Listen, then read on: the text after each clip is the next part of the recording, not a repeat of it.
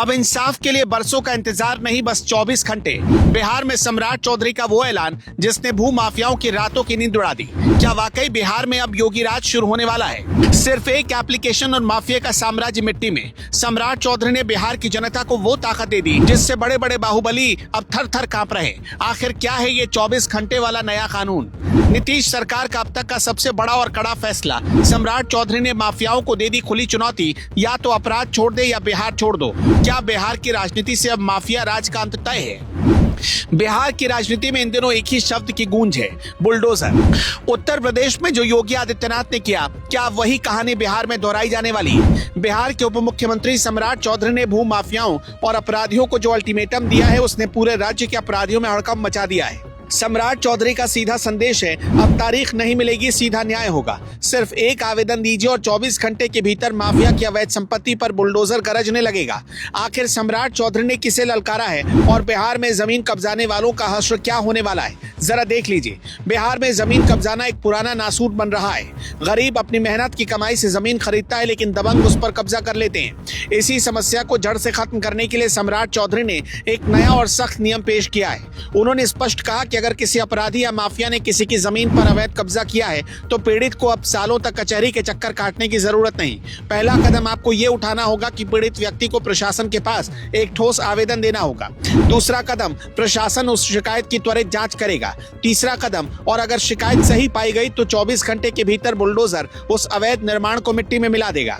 यह सिर्फ एक घोषणा नहीं है, बल्कि बिहार में कानून के राज को नए सिरे से स्थापित करने की कोशिश है। सम्राट चौधरी ने अधिकारियों को भी सख्त हिदायत दी है कि इसमें किसी भी तरह की कोताही बर्दाश्त नहीं की जाएगी। सम्राट चौधरी का ये अल्टीमेटम उन सफेद पोश अपराधियों के लिए है जो खुद को कानून से ऊपर समझते हैं। बिहार में अक्सर देखा गया कि दबंग लोग राजनीतिक रसूख का इस्तेमाल कर गरीबों की जमीन हड़प लेते हैं। सम्राट चौधरी ने मंच से गरजते हुए कहा कि बिहार अब माफियाओं की जागीर नहीं रहेगा। अपराधी चाहे पाताल में छुपा हो या किसी बड़े नेता की गोद में बैठा हो, उसे ढूंढ निकाला जाएगा। उन्होंने साफ कर दिया कि अपराधियों के पास अब दो ही रास्ते हैं, या तो अपराध छोड़ दो या बिहार छोड़ दो। ये अल्टीमेटम उन लोगों के लिए है जो जमीनों की हेराफेरी में शामिल हैं और सरकारी जमीनों पर अवैध रूप से कुंडली मारकर बैठे हैं। बीजेपी का ये हार्डलाइन स्टैंड बता रहा है कि आगामी चुनाव से पहले नीतीश सम्राट की जोड़ी बिहार को क्राइम फ्री बनाने के लिए किसी भी हद तक जाने को तैयार है।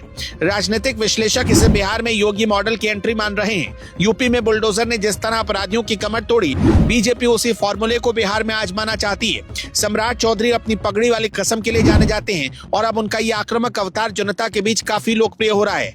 हालांकि विपक्ष इस पर सवाल उठा रहा। आरजेडी का कहना है कि यह सिर्फ चुनाव से पहले की बयानबाजी है, लेकिन सम्राट चौधरी के तेवर कुछ और ही कह रहे हैं। उन्होंने साफ कर दिया कि बिहार का विकास तभी होगा जब आम आदमी निडर होकर अपनी जमीन पर सो सकेगा। प्रशासन को निर्देश दे दिया गया है और एंटी भू माफिया सेल को एक्टिव कर दिया गया है और अब बारी अब एक्शन की है। तो क्या बिहार में माफिया राज का अंत होने वाला है? क्या सम्राट चौधरी का 24 घंटे वाला वायदा हकीकत बनेगा? अगर ऐसा होता है तो बिहार के लाखों पीड़ितों के लिए किसी बड़ी जीत से कम नहीं होगी, लेकिन चुनौती बड़ी है क्योंकि माफियाओं के जाल बहुत गहरे हैं। अब देखना होगा कितने आवेदन आते हैं और कितने बुलडोजर चलते हैं। बिहार की जनता के लिए ये राहत की खबर हो सकती है, लेकिन अपराधियों के लिए ये आखिरी चेतावनी है। आपको क्या लगता है, क्या बिहार में बुलडोजर एक्शन से जमीनी विवाद खत्म हो जाएंगे? क्या सम्राट चौधरी का ये फैसला सही है?